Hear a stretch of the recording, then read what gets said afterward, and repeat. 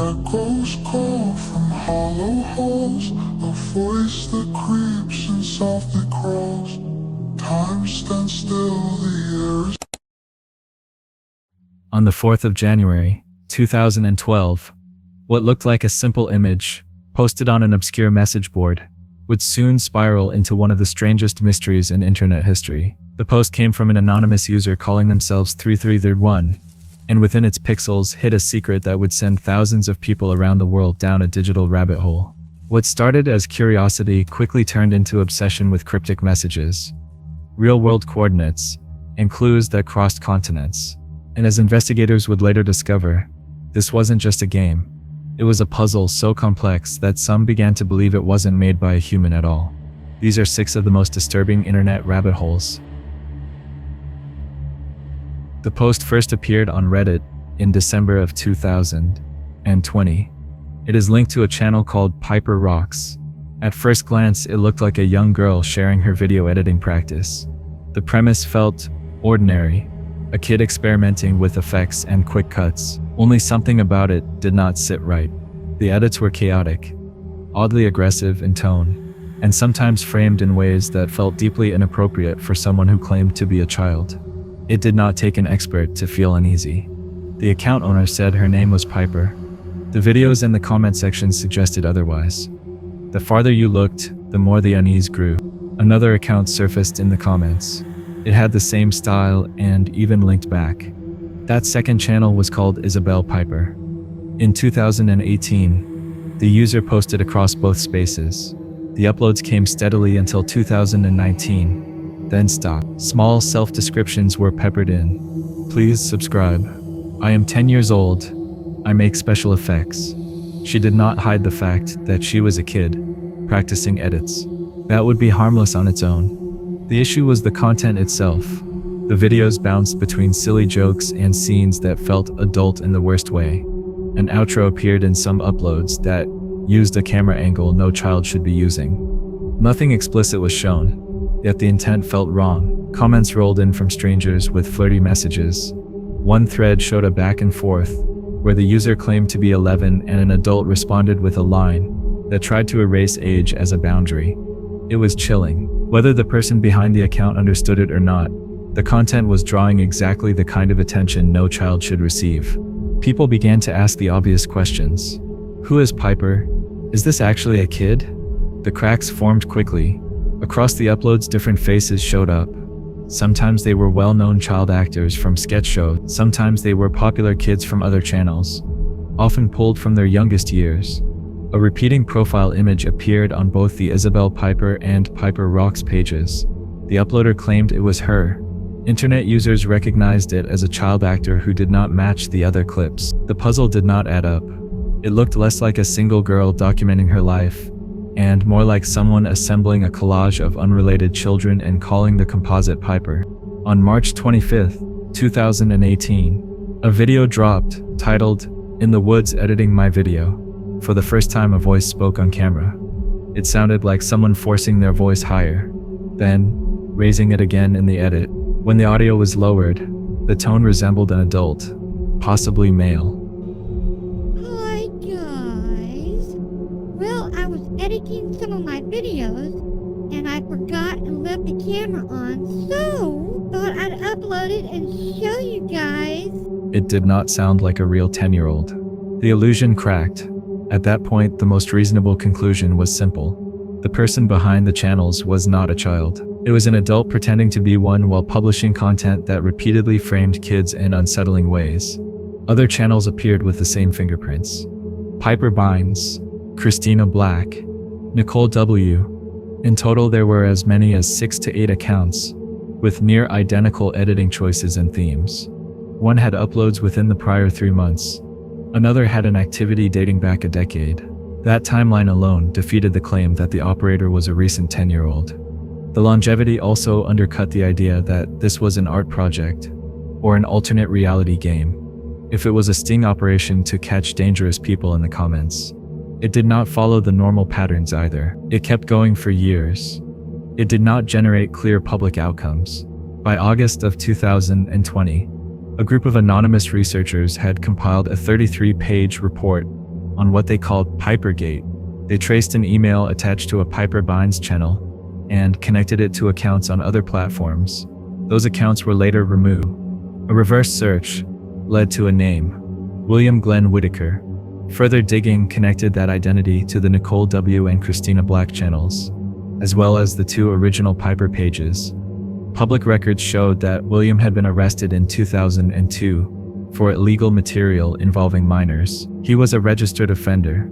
After that case, he stayed around the Tampa area and started a talent agency called Wizard Productions. He targeted child performers and told families he had music industry connections. Police shut the operation down in 2005. Reports described it as unlicensed and illegal. There is no public record that he served new time for that business. The online channels came later. The most worrying detail was where these videos sometimes surfaced. A number of them appeared on the kid-focused side of a major platform. That meant children could stumble across them, and people with bad intentions could too. As for motive, theories flew. Some believed there were hidden links that led to group chats. Others thought it was a grooming pipeline. Screenshots circulated, but key pieces vanished when accounts were suspended. The supposed link systems were removed, and the channels kept posting anyway. That suggested the operator might not be doing this for transactions. He might have been doing it for himself. As ugly as that sounds, it fits the persistence and the pattern of pretending to be a child. The registry in Mississippi later listed William Glenn Whitaker as deceased. The last upload on the primary channel came in March of 2021. If the listing is accurate, he passed within the following months. The videos stopped. The questions did not. We do not know exactly why he did it. We do not know how many people were affected, if anyone was harmed directly through these pages, or how much of the activity spilled into private spaces. What we do know is that an adult curated years of content that revolved around children and used a false identity to draw attention. It is unsettling in every direction. The channels sit abandoned now, and will likely disappear in time. The mystery around motive remains, and for a topic like this, that lack of closure is part of what makes it one of the internet's most disturbing rabbit holes. Before we go any further, I just want to ask you for a small favor. If you're enjoying the video so far, please give it a like. And if you haven't subscribed yet, now's the perfect time. We are pushing to hit 200,000 subscribers before the year ends. It feels impossible, but I know we can achieve it together because your support has been unreal. I know you'll subscribe, so without wasting more time, let's get back to the video. For more than 40 years, a strange phone number has been making its way across the world, unsettling, confusing, and creeping out everyone who dares to call it. Each time someone dialed, they heard something different. Sometimes it was distorted music, sometimes eerie voices, and sometimes complete nonsense that still managed to feel intentional. The only word that seemed to link all of it together was Zoptus. In August of 2011, a user on 4chan's paranormal board posted a thread that would reignite this mystery. Has anyone heard of Zoptus? They asked. Supposedly, this phone number has been around since the 80s on old bulletin board systems. It always rings a few times, and then an answering machine picks up. The messages sound like melted cassette tapes, warped, broken, and filled with bizarre chatter. The post went on to describe that callers would hear people saying strange things, always mentioning something called Zoptus. No one knew what it meant, but the responses in the thread showed how deeply it unsettled people. One commenter said they felt paranoid and couldn't sleep after calling. Another wrote that they heard something about a Zoptus fashion show broadcast, describing it as deeply weird. When people called the number, they'd hear recordings that ranged from what sounded like fashion shows to random voices reading surreal messages. One recording began, "Coming up on the south stage for your enjoyment is Larry, looking extremely handsome in his pearl suit." Then, without warning, the audio would shift into distorted laughter or static before cutting out completely. Coming up on the south stage for your enjoyment is Larry, looking extremely handsome in his three-pair of pearl suit. Others heard phrases about the gatekeeper and strange background music that made it sound like something out of a fever dream. The number seemed to originate from Michigan, specifically around Detroit.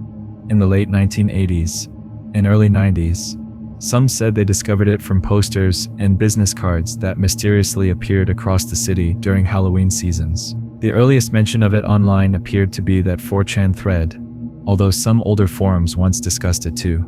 Those posts have all vanished without a trace, unarchived and deleted. Things became even stranger when investigators found a website, Zoptus.com. Visiting it today only shows a single word, Zoptus, written in a distinct font on a blank page. But the Wayback Machine revealed that for many years from 2003 to as recently as 2023, the site was actually a blog dedicated to reviewing local haunted house attractions. It called itself the Haunted House Hotline, where the creator documented every spooky event they attended each Halloween season. The tone was cheerful, filled with enthusiasm for haunted houses and seasonal fairs, which made the connection to the disturbing phone line even harder to understand. The recordings from the number never mentioned haunted houses at all. They were chaotic, random, and often unsettling, completely unrelated to Halloween.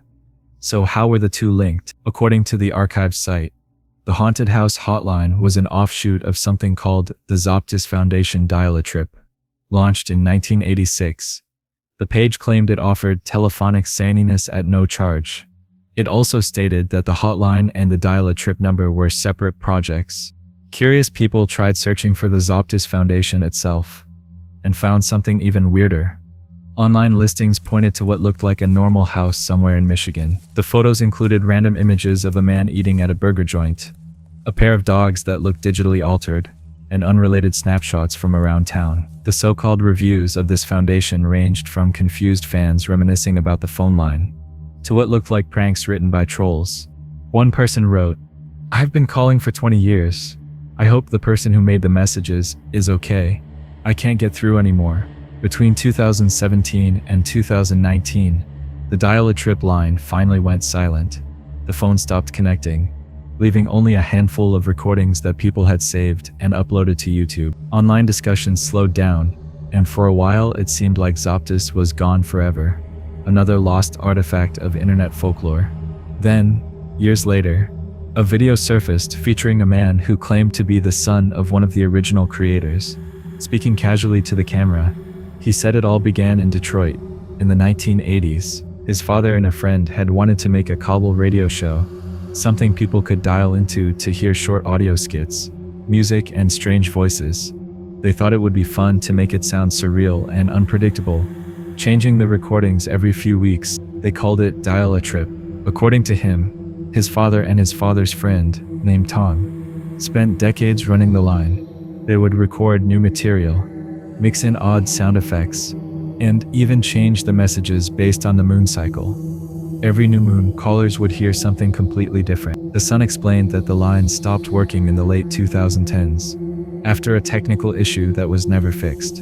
Sadly, Tom, the main creator, passed away just last year, taking much of the mystery with him. So, after decades of rumors and confusion, the truth turned out to be both simple and strangely poetic. Zoptus wasn't a government project, a secret cult, or a cursed broadcast as some had theorized. It was a long-running passion project, a creative experiment in weird audio art, fueled by a small group of friends who loved Halloween, surreal humor, and local haunted houses. Together, they built a strange little world that blended community fun with eerie mystery. Even though the phone number no longer works, fragments of it remain online, recordings of the old calls, archived web pages, and fan discussions that keep the story alive. Some people still hope the line will return one day, maybe on a full moon, with that same distorted voice whispering through the static again. Whatever the truth behind Zoptus was meant to be, it continues to fascinate people across generations. What started as a local experiment in the 80s became one of the internet's most haunting and mysterious rabbit holes, still echoing faintly from the past like a phone ringing that no one ever answers. In the early months of 2022, a peculiar woman, known as Sister Hong, began drawing attention on the internet. Her online dating profile was unlike anything people had ever seen. Pale white makeup, bright red lipstick, and sometimes a mask. She looked more like a character from a ghost story than someone seeking romance. Yet somehow, her strange aesthetic worked. Thousands of men matched with her, and one by one, They visited her small apartment in Nanjing, China. But the men who entered her world quickly noticed that something was off. Sister Hong had unusual rules. She refused money and instead demanded fruits, vegetables, or random household goods as payment. One man brought her a watermelon. Another offered half a bottle of cooking oil. And every single time, she insisted the lights stay on. When her guests tried to turn them off, she would quietly walk back and switch them on again. None of them understood why, until much later. What no one knew was that Sister Hong needed the light for recording. Hidden cameras were scattered around her apartment, quietly capturing every private moment without consent. Between 2022 and 25, she filmed hundreds of encounters and secretly uploaded them online. Viewers could pay $20 a month to access these clips through private chat groups. It became a twisted form of business, one that made her rich and infamous at the same time. For years, her secret operation stayed in the shadows. But in July of 2025, one of her subscribers decided to leak everything. Overnight, her videos spread across social media, uncensored and horrifyingly personal. The faces of hundreds of men were exposed. Many were immediately recognized by coworkers, friends, and even their wives. One TikTok influencer, a married father with over 1 million followers, was outed when viewers pointed out that the man in one of the clips looked exactly like him. Others faced the same humiliation. A man nicknamed the Jacket Guy, once admired online for his looks, had his relationship destroyed after his girlfriend saw him in one of the videos. As the chaos unfolded, more victims came forward. A 25-year-old fitness influencer was recognized at his gym after someone noticed he was wearing the same shirt as in one of the leaked recordings. Within days, he deleted all his social media and moved to another city. The public learned that Sister Hong claimed to have recorded encounters with more than 1,600 men. And disturbingly, many of them were completely unaware they had ever been filmed. When internet users began studying the leaked clips, they noticed something else strange. Sister Hong never removed her clothes. She always wore her mask, her wig, and a long skirt.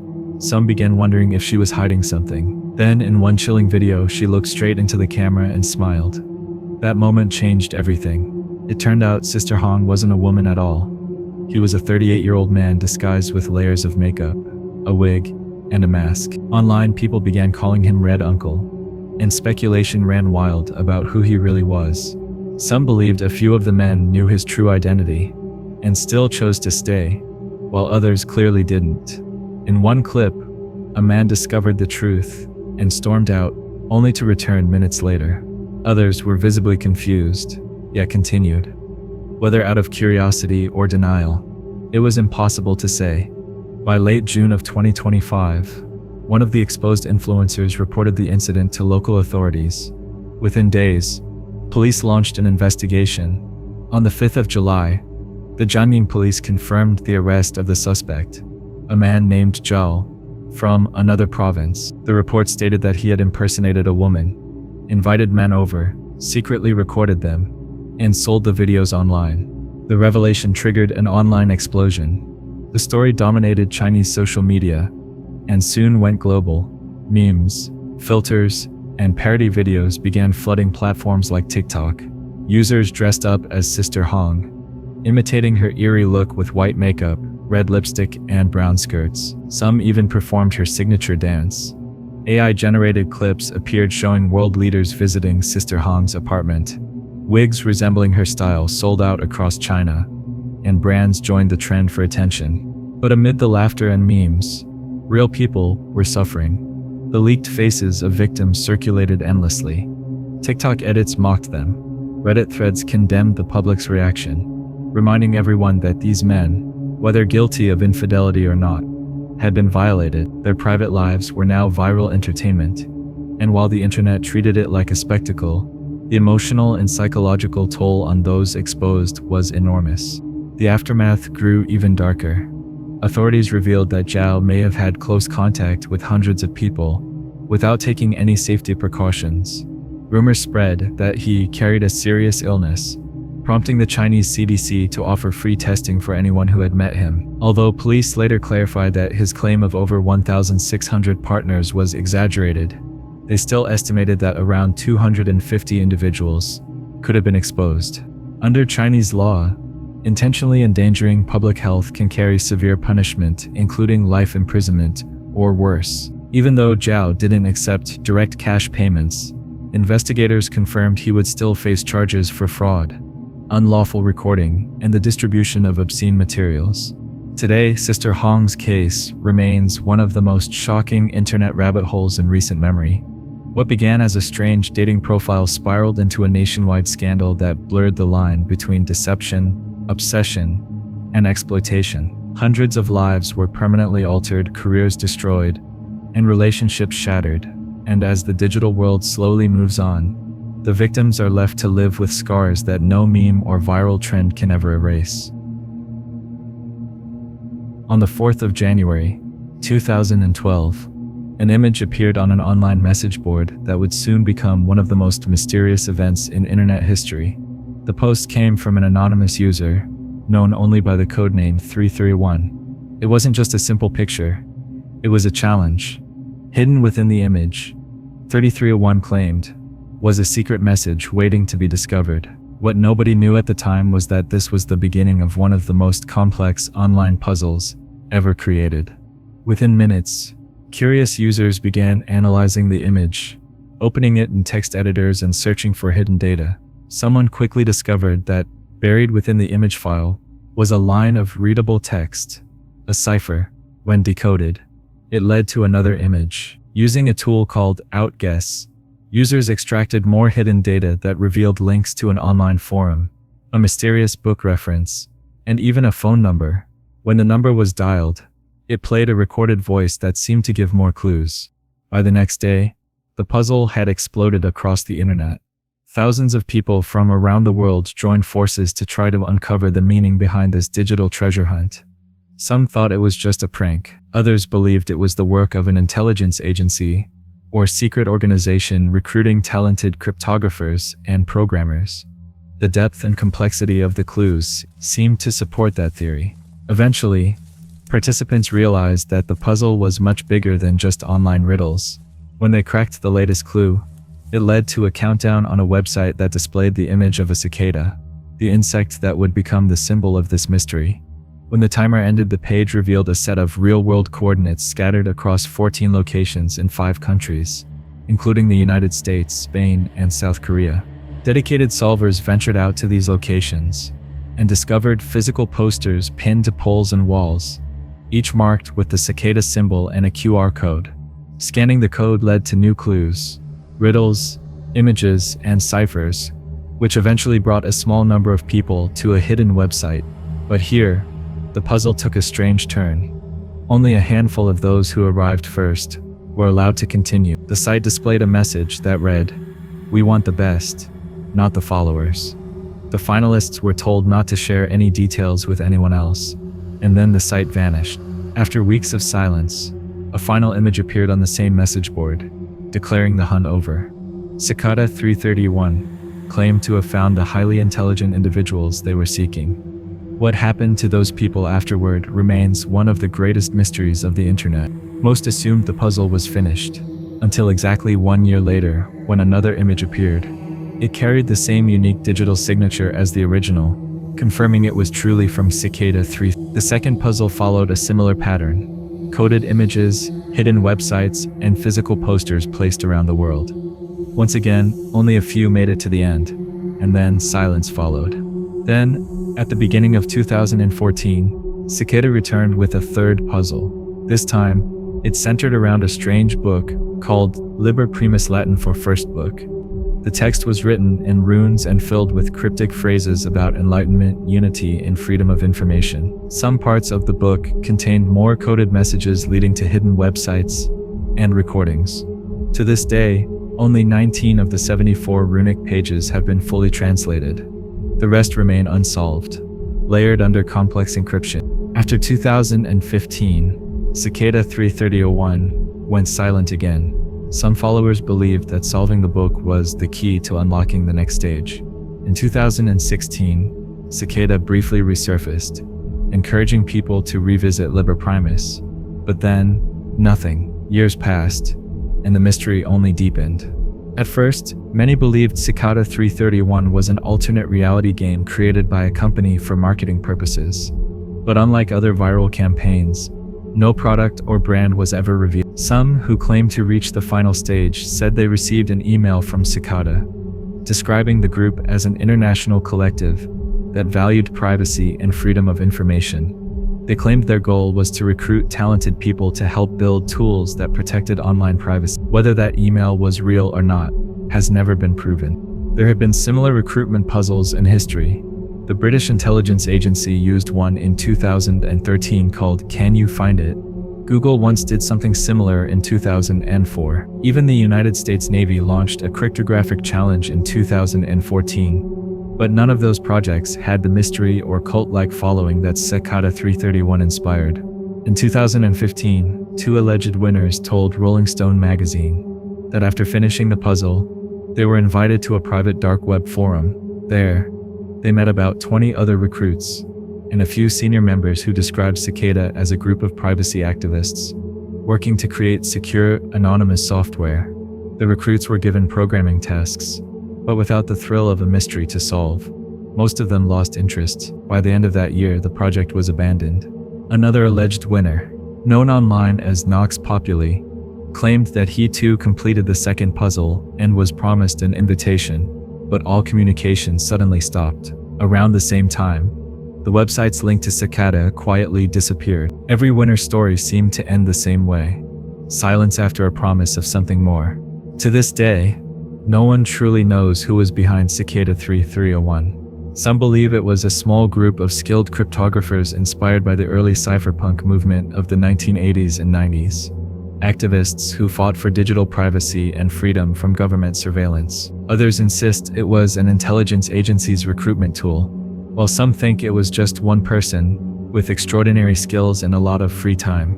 The last verified message from Cicada 331 appeared in April of 2017.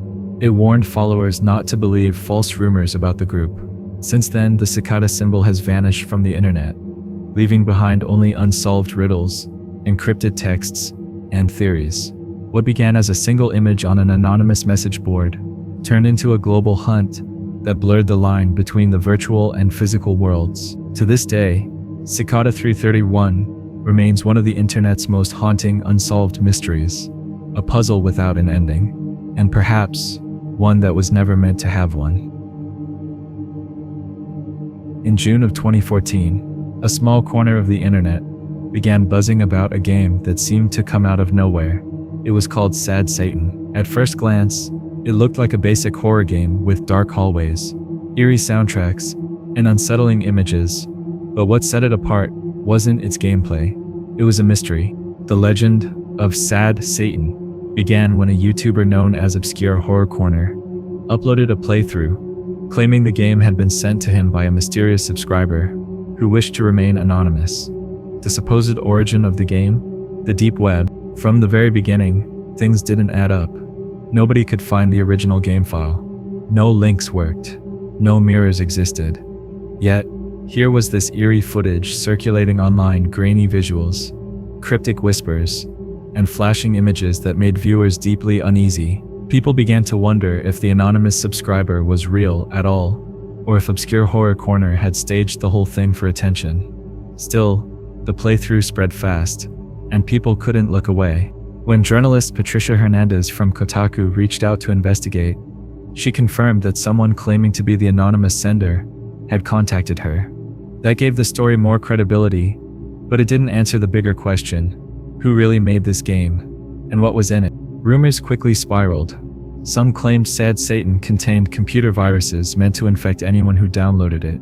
Others whispered that it was used to distribute inappropriate material. Those accusations were never proven, and most people now believe they were false, but by then the myth had already taken on a life of its own. On the 30th of July, another creator named Some Ordinary Gamers, also known as Motahar, decided to test things out. He received what he believed to be the same game file through email and posted his own playthrough. From the moment it started, the atmosphere was haunting. The title screen simply read "Game Title," as if mocking players, while a warped, reversed version of the Chinese song "I Love Beijing Tiananmen" played in the background. Once the game began, it placed the player in a maze of concrete hallways. There were no monsters, no missions, just endless corridors and distorted sounds. At random moments, fragments of audio surfaced, garbled voices, reversed number station transmissions, and faint screams. At one point, a faded photograph of children posing with someone dressed as Santa flickered on screen before disappearing. Then came something far more disturbing. Graphic, unsettling images began flashing intermittently. The soundscape became an unbearable shrill, echoing screams and static that seemed to crawl under the skin.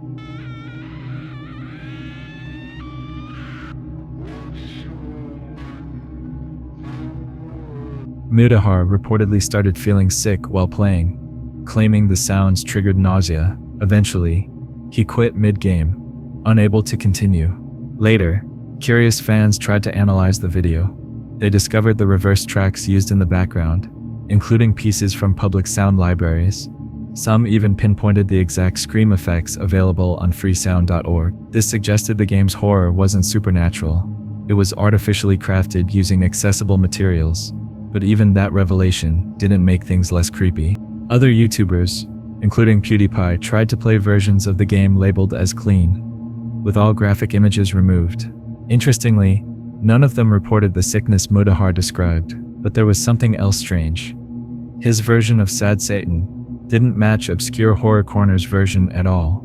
Mudahar's copy was short and could be completed in under 11 minutes, while Obscure Horror Corner's videos spanned 5 parts, showing a much longer and more intricate version. That led people to believe that multiple versions of Sad Satan existed, or that someone had faked one of them entirely. Even more suspicious, no one could ever track down the original link that Obscure Horror Corner supposedly received from the deep web. It was as if the game had vanished completely, existing only through those few videos. To this day, no one has publicly found a legitimate copy of Sad Satan. Every link claiming to host it turns out to be fake, infected, or made by fans trying to recreate the experience. The one person who supposedly had access to the real version of Obscure Horror Corner eventually stopped posting and vanished from YouTube without explanation. So what was Sad Satan really? A cursed game? A deep web project gone wrong? Or just a very elaborate online hoax? Many believe that the YouTuber himself may have created the entire thing for attention. After all, if he was the only one who ever possessed the original file, that would explain why no one else could find it.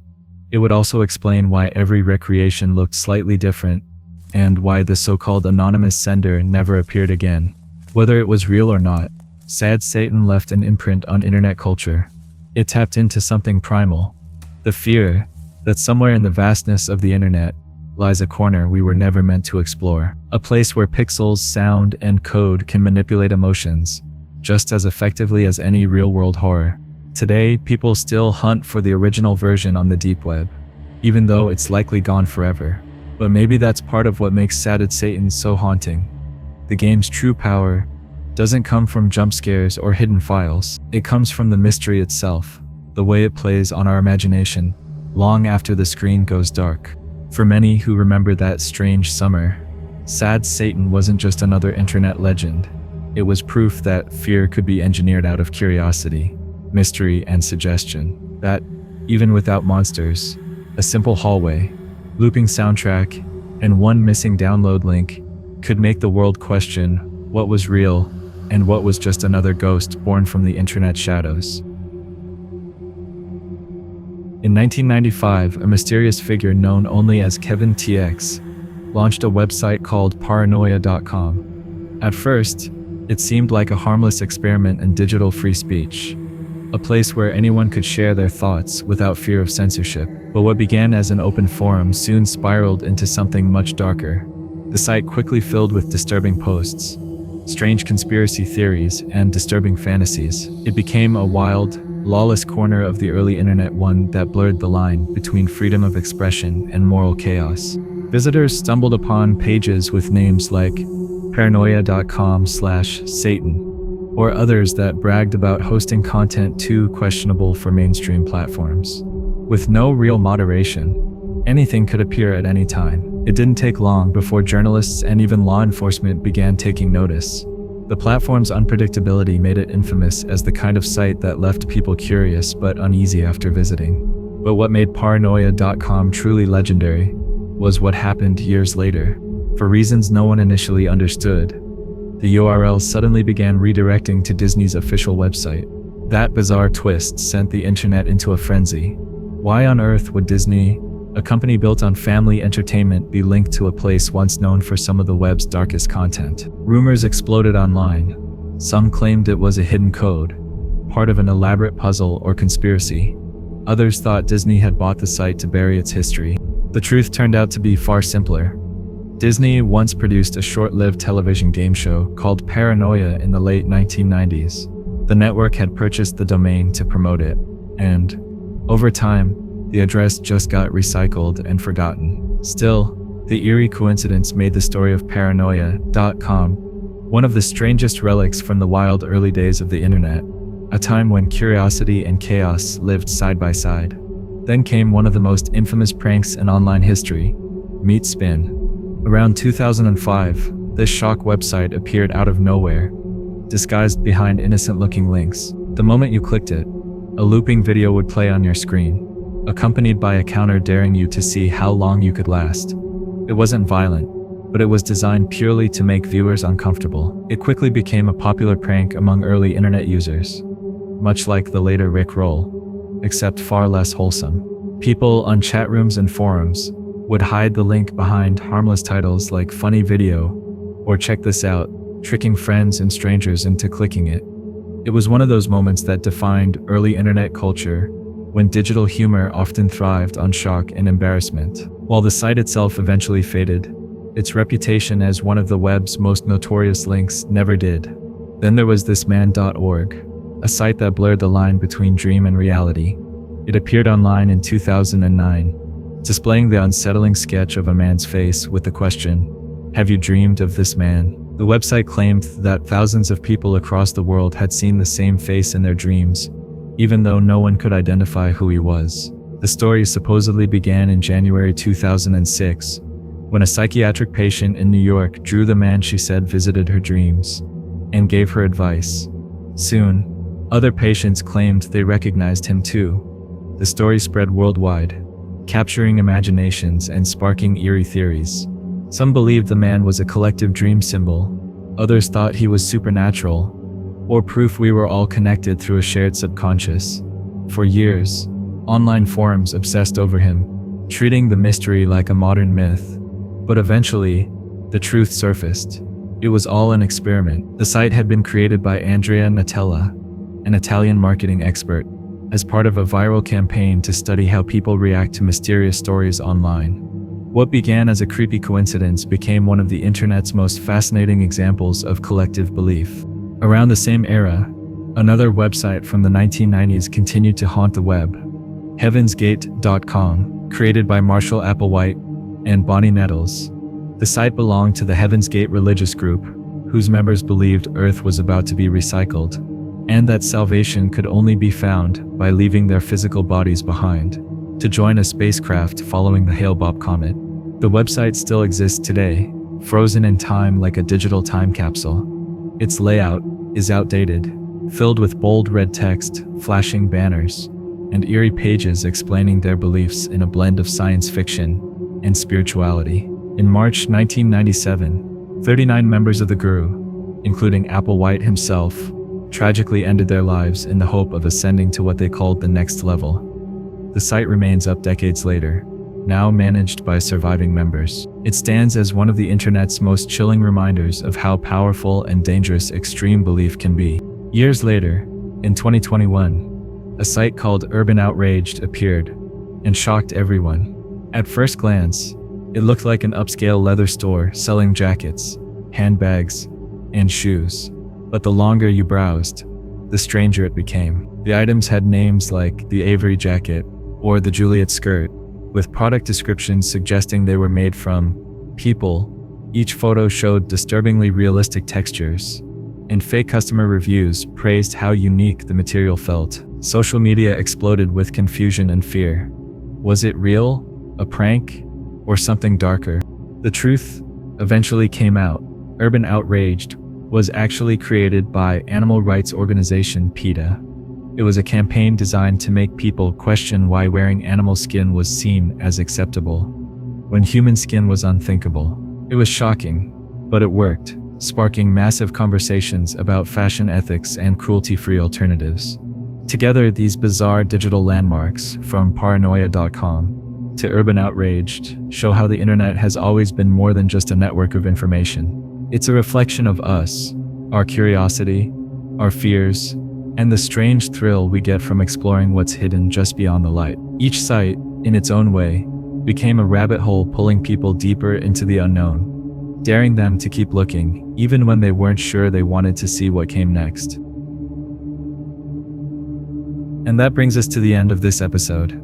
If you found this video informative, make sure you hit that subscribe button and turn on notifications so you never miss what we drop next. We cover stories like this almost every day, and trust me, you don't want to be left behind. If you can't wait until the next upload, there are more videos popping up on your screen in just a few seconds.